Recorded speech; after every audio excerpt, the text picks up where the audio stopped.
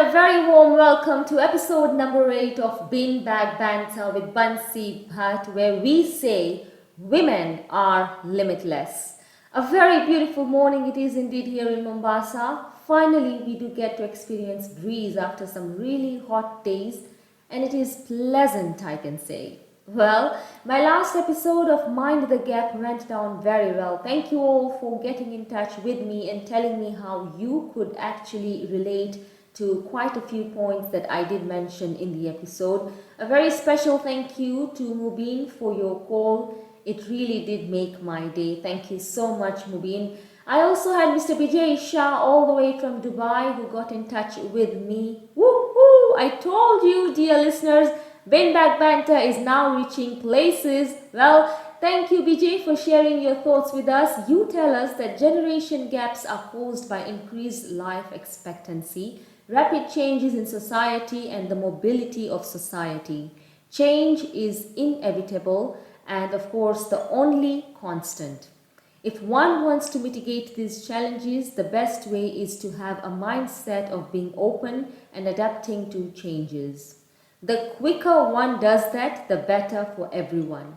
Vijay, you also tell us that personally you feel this applies to people of the same generation as well. For instance, your fellow friends and classmates have not embraced social media like how you have, and as a result, you find that every time you do visit them, you do not have the same level of conversation only because their outlook is different and they are still stuck to their old ways of operations. Thank you so much, Vijay, for your wonderful contribution. Yes, I do agree that change is inevitable and having an open mind will only make it easier for everyone to be able to adapt to current situations. Hema Majitya, thank you for your message as well. It makes me happy to know that you are enjoying listening to Bean Bag Banter. Thank you for joining us.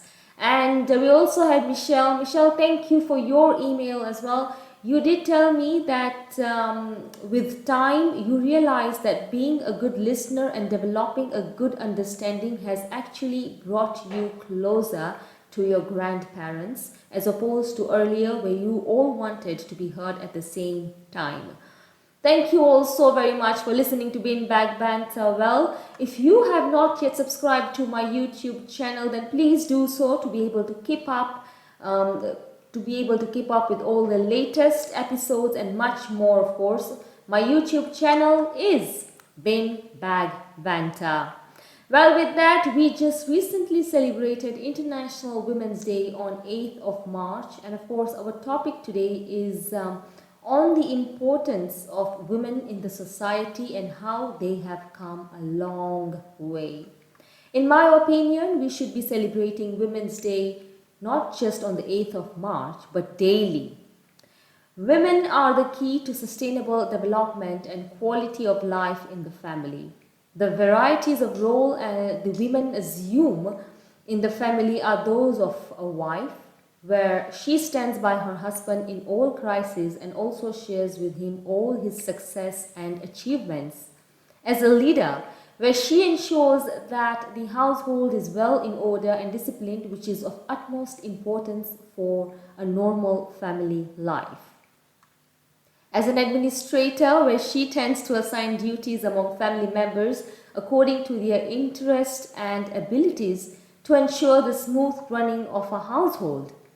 Manager of family income, where she does all the budgeting, and last and the most important is that of a mother, which surely needs no explanation.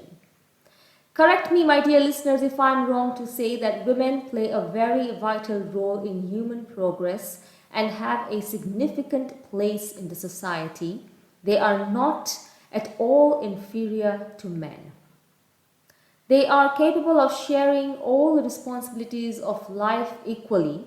Men and women have been rightly compared to the wheels of the same carriage.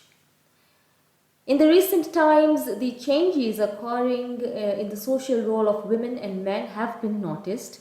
Traditionally, the dominating social role of a woman was as a housewife and a homemaker, and that of the man was focused on work and family maintenance. Nowadays, the social role of women is progressing in the direction of taking a profession, while increasingly men are taking care of the household. In other words, responsibilities in the house and outside the house are shared equally and both are of equal importance. It is very true to say that the progress of nation depends upon the way the mothers bring up their children. If the mothers are educated, the whole society will progress. Women have always played an important role in the progress of the nation. Well, I would like to share some beautiful thoughts of Savdi de Jong, who says that empowering women is to give women the right. Women can have equal right to participate in education, society, economy, and politically as well. Women can involve in society as they are glad to choose their activities. Women are allowed higher education as men. They can go with the high level of education, finish their classes, learn the skill and study whatever they want. Women also can join the political aspect as they have the right to vote and do some activities in politics as well. Women's empowerment is a part to encourage women to feel strong by telling them that they can do everything that they want to do. Women can work outside their home, have opportunity to make up their mind, make their own decisions, and they do not have to be dependent on men. Empowerment also helps to reduce domestic violence as people promote and give respect to women. Women are not abused by any factors such as sexual abuse, emotional abuse, and physical abuse. Empowerment is strength for women. Well then, dear listeners, please allow me to enlighten you on the reasons as to why we celebrate International Women's Day on the 8th of March every year. This is the day when we celebrate women across the globe. Throughout ancient and modern history, women have collaborated and led purposeful action in the hope of a better future for their communities, for their children, and of course for themselves. And there are a number of values that guide the International Women's Day. First of all, justice. Justice being the first one. Well, in today's time, through International Women's Day, the call for justice across the world still prevails as women seek equal treatment, equal conditions, and equal opportunities to that of men. Hope was the second key value, which was a feeling of expectation and desire for a certain thing to happen. The activists of the women's organization in the early 20th century campaigned tirelessly for a better world, one where they trusted that women would receive equal rights and opportunities. The most important value was that of equality, which means ensuring all people have equal opportunities, no one is inferior than the other, and to make the most of their lives and their wants, and that no one has lesser life chances due to their background or status. This was indeed the very core of International Women's Day. Well, equality can only be participated or practiced if the diversity and the qualities of women are truly appraised, and therefore respect for others and self-respect play an important part in forging gender equality, which means respect is another important key factor. And not forgetting appreciating women. Well, International Women's Day provides a specific and designated moment each year to identify and celebrate the successful achievements of women. Through celebrating the success of women, people not only become more appreciative of the role women play in contributing to the society, but expectations also are increased that women will not be discriminated against future successes moving forward, as well as all their efforts will be appreciated. International Women's Day calls for global understandings about the plight of women, the challenges faced, obstacles enduring, and changes desired for an inclusive and progressive world. And today, globally, there are very many number of groups and networks working together to improve the social, economic, cultural, and political status of women. And International Women's Day is the day for applauding women who make a difference through their achievements. On Bean Bag Banter with Bansi Bhatt, today I have a very special guest who has been a victim of being a woman in our society, and having faced a lot of challenges, she has taken it upon herself to make this world a better place for women. Dear listeners, it is my absolute pleasure to welcome our very own Madam Hamisha Zaja on Bin Bag Banter today. Hamisha has worked with various international organizations such as Africa Resource Development Agency, as well as various non-governmental organizations such as Maji na Ufanisi. And because of her excellent mediation skills, she was appointed as the mediator to engage various tribal clashes in Tana River. And as a result of these efforts, Hamisha was awarded a trip to Washington, D.C. in the year 2014 for the International Women, Peace and Security Forum participation. Hamisha is also well known for her vigorous and strong activism towards gender equality and recognitions for people living with special needs. Well, Hamisha, I can go on and on, but I think my listeners would now want to listen to your voice. And so, a very warm welcome to you, Hamisha, on Bin Bag Banter. Well, Hamisha, thank you for taking some time out of your busy schedule and talking to us on Bin Bag Banter. It is an absolute pleasure, Hamisha, to have you with us.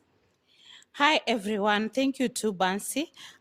It's a pleasure for me to be here, and I hope everyone will listen and be encouraged. Thank you, Hamisha. Well, Hamisha, tell us something. What are some of the major problems that you may have come across where women are, fed up or are unable to fight for themselves? What do you stand up for, or what do you fight for in the society? I fight for the rights of women, for the rights of girls, for the rights of women with disabilities, and for the rights of girls with disabilities, being one of the women with disabilities. And a lot of women out here have destitute cases, and many of them have lost hope. They are discouraged in life. Some of them got pregnancies when they were teenage. Some of them dropped from school. Some of them have been divorced. Some of the women even have been divorced because they have given birth to a girl with a disability, and sometimes they have been divorced because of giving birth to several girls. So we have several issues and several problems, and we are here to look for solutions so that we can work together. It's a nice world. It's a world that we are adventuring on, and we all need to be here. It's a right to be in this world. So, Hamisa, are you telling me that this mentality of having a girl child is a big deal? Does it still exist in today's day and age? It's not even a big deal. It's a culture that having several girls, giving birth to, in fact, your firstborn, if your firstborn is a girl, then is also a problem in the family. And if you have several girls, you give birth to several girls, it's a problem also.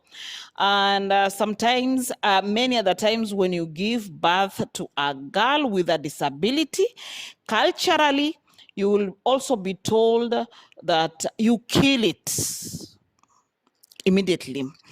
And if you don't, then you'll have your own way of how to raise this girl, this person, this child with a disability. And that's a culture that it's there. And so many women having given birth with to children with disabilities are divorced instantly, and they're not left alone with that disabled child, but the rest of the child also they're left with them. So you say that the husbands have got no responsibility towards these children, or the wife, if at all children are of such nature. What I'm saying is, these husbands, many of them think that um, a woman had gone behind their back.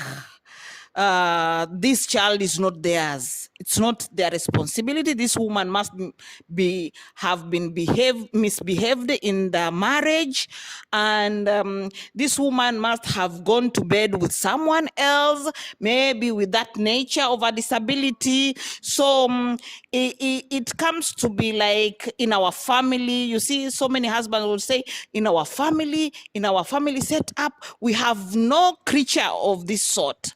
So where did she find it? Where did she get it? She must have gone to bed with someone else. She's not trustworthy.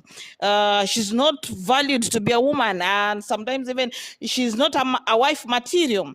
So I don't want to associate myself with her, and I need to cut my relationship with her. And whatever she'll do with this kid, I don't want to know. So you'll find most of these kids with disabilities, they'll remain with their mothers. And if the mothers are not strong and they lose hope, because it's very expensive to take care of a child with disabilities. So if they are not strengthened, if they are not given hope, if they have not seen a child with a disability that is much stronger and is productive like me in the society, they lose hope.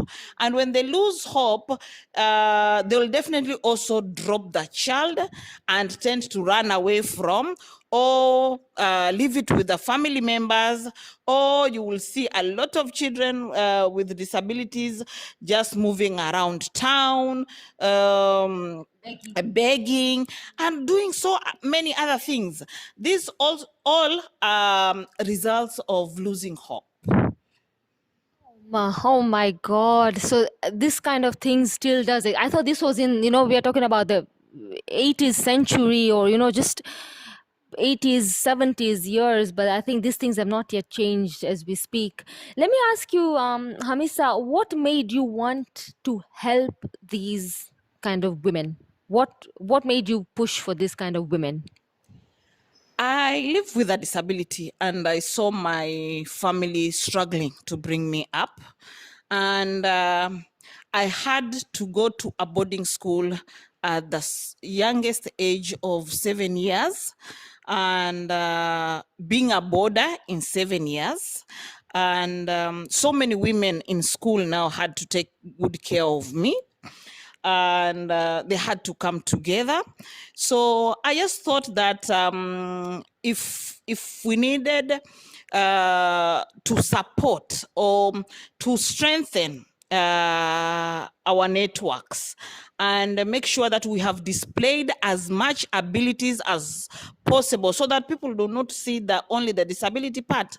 We need to come together and we need to support this kind of women so that they can bring as many of us as possible.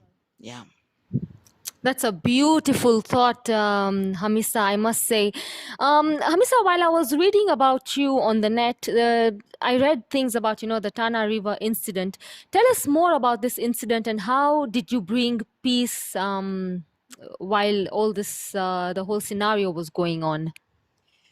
In 2012, we had come all the way as Kenyans from the post-election violence of 2007, 2008. So after the new constitution 2010, we had clashes at Tana River. Two tribes were really fighting, and they didn't want to stop. So so many meetings were convened, and a meeting of clergies. They said they will go to Tana River and make peace. They went. They didn't. Women clergy went to Tana River. They said they are going to make peace. They couldn't. And so many other religious leaders tried to, community leaders tried to, but they couldn't. So I raised my hand up during a meeting. And during that meeting, I told them that, would you try us as persons living with disability to go to Tana River and try to make peace? And everyone was looking at me like, wow, everyone is running away from arrows, the pangas, and you with a disability, you want to go? And I told them, yeah, I know you are very much surprised, but I know we have exhausted all the entry points you wanted to use, whether it's religion, culturally, or communal, we have exhausted all of them. So what we need to do is now, I want to go to Tana River, call all members living with disabilities. Definitely they'll be assisted by all the tribes to bring them. Then we will make peace from there. Then they looked at me and said, okay, we are going to give you security. We are going to make sure wherever you sleep, whatever you do, you have security, and just be careful.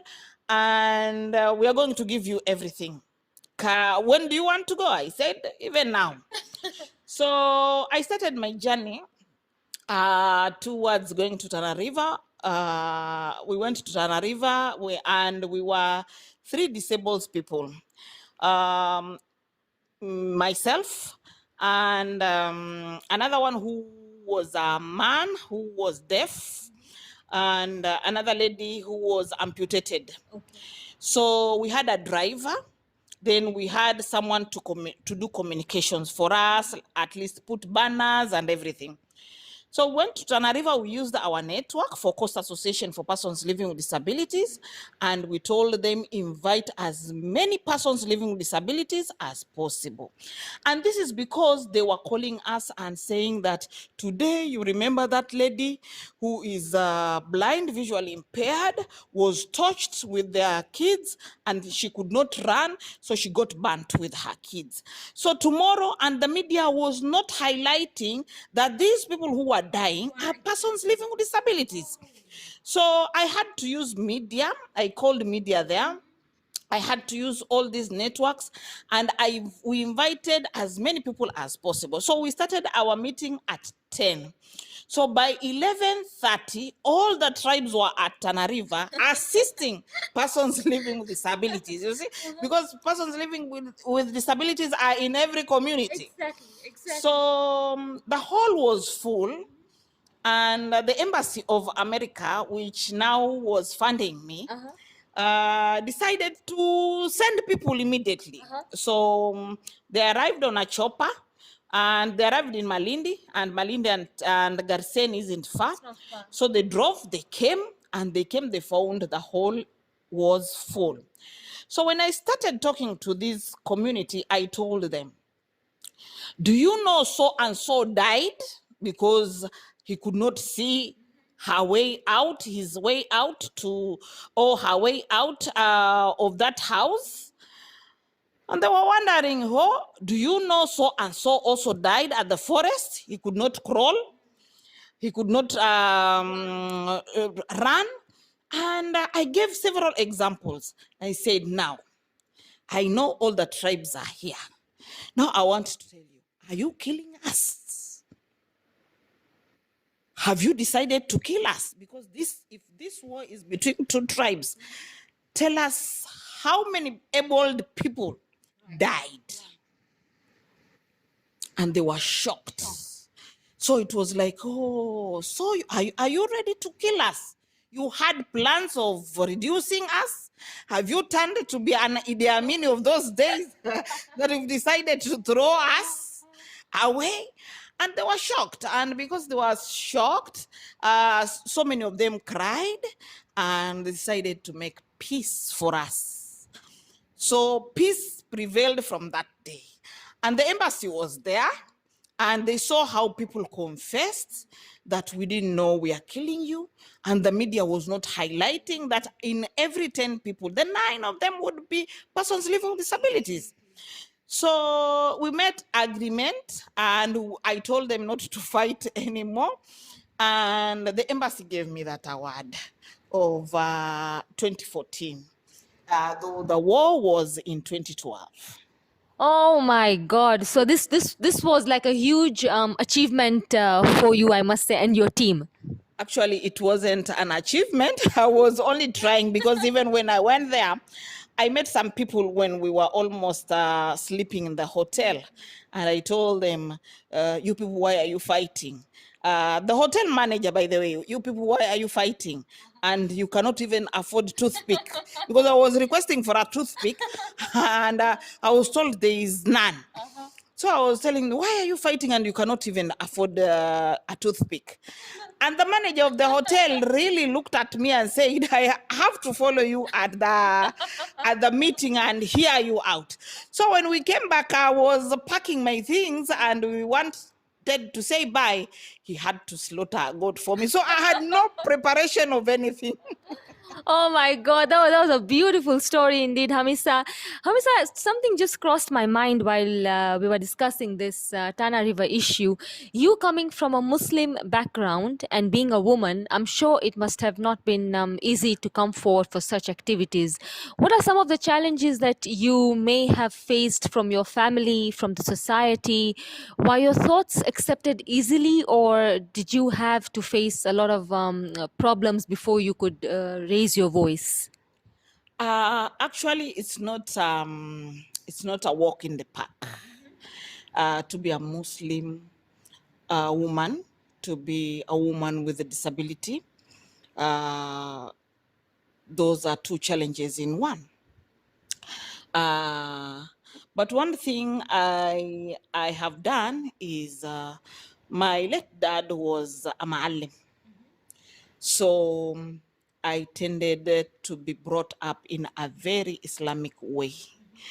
And I know so many challenges come, especially if you did not read your rules and regulations, Islamic rules and regulations, then people will intimidate you. But mine is like, you won't tell me anything that is not written in the Quran, and I believe in you, or you intimidate me. I believe what I have read, what I was taught by my dad, and my dad being a man and a ma'alim, I believe what he told me to do was Islamic. And he usually used to give me examples of Sayyidina Khadija, being a wife of the Prophet, the first wife, the beloved wife of the Prophet, and being a businesswoman. An international businesswoman who pushed Islam to where it is now.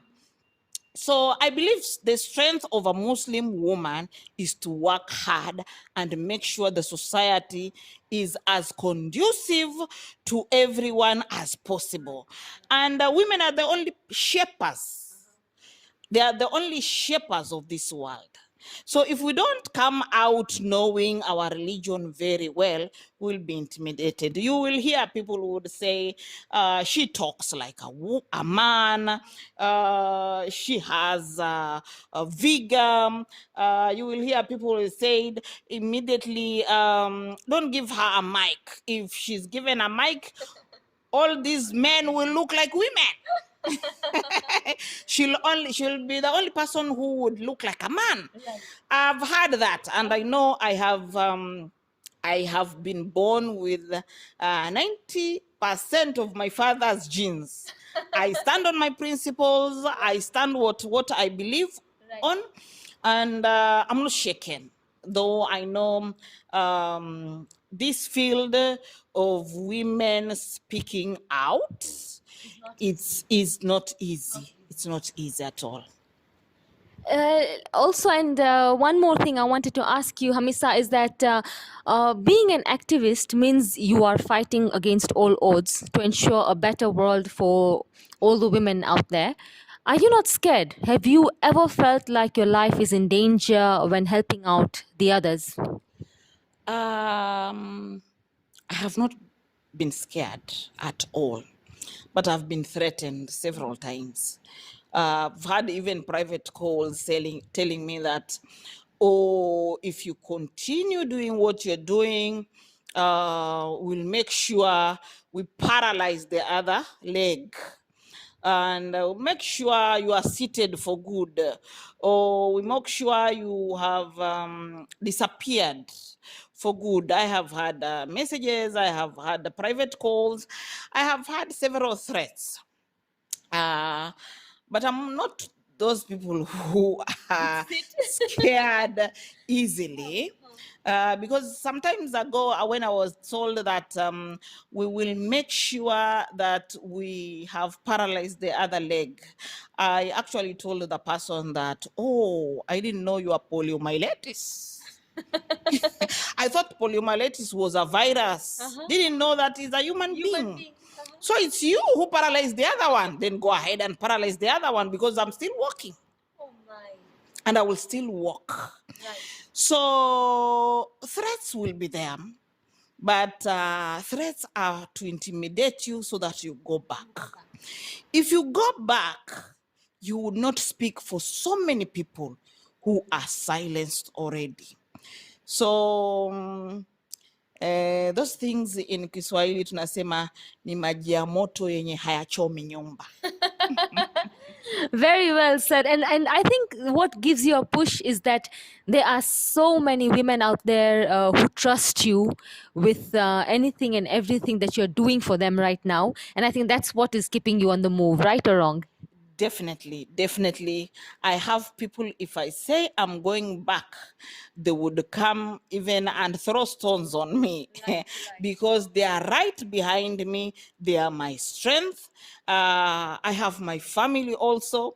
My family is one of those people, those families that thought I wouldn't be who I am today because of the disability and, of course, being a girl. So right now, those people who believe in me than any other person. And they know if I want to get, I'm a go-getter. If I want to get something, I'll get it. If you are running, I'm going to crawl. But the destination will be one. Yeah. So my strength have been people. Right. My strength has been people on the ground. My strength comes from people who would say, Alhamdulillah, thank God. You get a message from a young person who said, I wouldn't be here and if it wasn't for you. You see, those are the things that they give you strength. Every day you receive, like every Juma, like today, I would receive several messages that would say, Mama, I wouldn't be here without you. Mama, I thank you. You've grown me to this way. I had lost hope. Those are the things that they keep you, they keep me moving every day. And that is the strength I have. I can totally understand that. That's a beautiful thought, Hamisa. I also wanted to ask you, Hamisa, that I was reading about you on online again, where you are addressed as the brave human rights defender. Would you like to tell us or elaborate on the role that you played in Majengo? Actually, in 2012, again, I would say there was a lot of violence in Mombasa. There were a lot of killings of imams, there are a lot of killings of pastors, there were a lot of killings of youth. And during this moment, we had to call, I had to stand up and stop this madness that was there. And youths believing in some things that are not there. Youth being trained on some things that even if you are told, you would not believe. And because their youths are destitute cases, we have those dropouts, we have those who didn't go to school at all, and these people are just at the corners of our houses, living and believing in everything that they will be told one day. So, because they have nothing to do. And when you tell them, join as a group, I will give you 1, 2, 3, 4, 5. These are hollow brains that you can put anything in and you implement it as you want. But these are our kids. These are our kids. And as Muslims, we believe that the youths, especially the young men, are the ones who are going to bury us. They're the ones who will take us to the burials. So if we are killing them using some different meats that are not there, you tell someone who is hungry that we need to go to a war called jihad, and they are hungry, they have not even done the jihad nafsi, that the jihad of themselves. They have not even tried to fight for themselves. They have not even fought for themselves until they put food on the table. They are still stealing people's handbag to get food. So these brains are actually very young, and their heads are actually without anything. They have no concept to live in. So, and these are our kids, these are our sons. So what I did is I had to stand up, call as many youths as possible, give them time to listen to them. I gave them time, and I called as many women as possible, those who have lost their sons, those who have lost their daughters, I called them. Those who have lost their husbands, I called them. And we sat down with our young people, and we asked them, do you know what jihad is all about? Jihad is not killing an innocent person who is passing through your window or your footpath because he's a Christian. That is not jihad. That is killing an innocent person. So can we sit down and see which way we are going? Because you people, you are being used, but you don't know this war is not yours. So there is when we succeeded in cooling the temperatures. Sometimes I just came, there was a time I came out when this other side were policemen and this other side were rowdy youths throwing stones. So I wore my peace coat. I have a peace coat, a district peace coat. I'm a peacemaker. So I wore it and came out. I stood because even the police wanted to shoot one of my son just because he peeped and saw the police was too handsome and called the others, come and see, this police is too handsome to be a policeman. And the policeman cocked the gun towards him. So I told him, do you know you wanted to kill an innocent, young man just because so that you are too cute to be in that barret? And this policeman laughed. So if I wouldn't have come out, one life would have gone out of nothing. Then a lot of stories would have been cooked out of it. So I came out, I made sure I talked even to the policemen. I had a meeting with them. I tried to do it, several meetings through the provincial administration. I went to my youths, I talked to them, I talked to the women until the temperature. I was talking to groups every day, wherever they are. And everyone was telling me, you will be killed. In fact, my kids were telling me, you'll be killed, Mama. Mama, you'll be killed. They'll throw stones at you. They are too rowdy. But I talked to them. I'm happy even later. I managed to save several youths that later I gave them, I got a donor who gave them individual businesses to do. So many of them right now, and they are doing their own businesses. Some they're doing cyber cafe, some are selling juices, some are they're doing carpentry, some are doing hardware, different types of things. Some have opened hotels, some have opened shops, and here we are. Oh my God, Hamisa, I don't even know where to start from.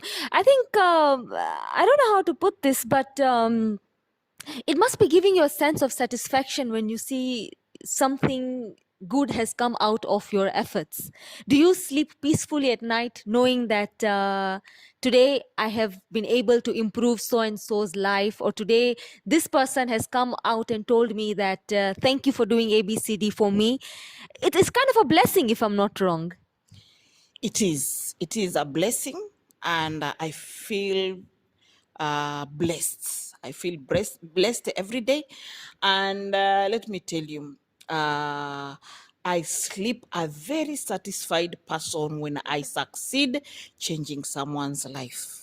I sleep a very that is the world we would want, a peaceful world, a world that everyone would look for food, would look for education, would without any inconveniences and without any problems.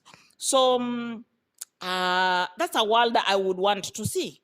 And a world that people will innovate and make sure that we have put the world into a better place for everyone. Those who have disabilities, those who don't have, the women, the men, the elderly, everyone be in a world that is conducive and comfortable for them. So that is what I would want to see. And in my own world, I'm changing it that way. But dear listeners, let me just let you know, Hamisa is sitting right in front of me, and just looking at the joy that she has in her eyes right now, just by talking about the things that she has actually done and achieved, it's a sight to see. I must tell you that she is extremely happy and satisfied knowing that she's made a difference wherever she could in the place that we live in around. Well, Hamisa, lastly, I would want to just ask you any words of wisdom for all the women out there who you are still waiting to see, who are at the moment still waiting to see the light at the end of the tunnel. Anything that you feel you want to tell them, tell us. I usually tell people that it has been a very challenging life for me to access education. Very challenging. And I was born with a disability, and so I had to start standard 1 as in a boarding school, that is Potri School for the Physically Handicapped here in Mombasa. And when I completed standard 8, like any other girl, I got my Form 1 form, and it had several things. And one of the things it had is a basin and a bucket. So, and slashers and pangas, like I was going to a war. But again, when I reached school, and that is Mamangina Girls Secondary School, and at 4 p.m., I had a bell ringing. And I was asking the rest, what is this bell for? They said, now it's time to go and fetch water.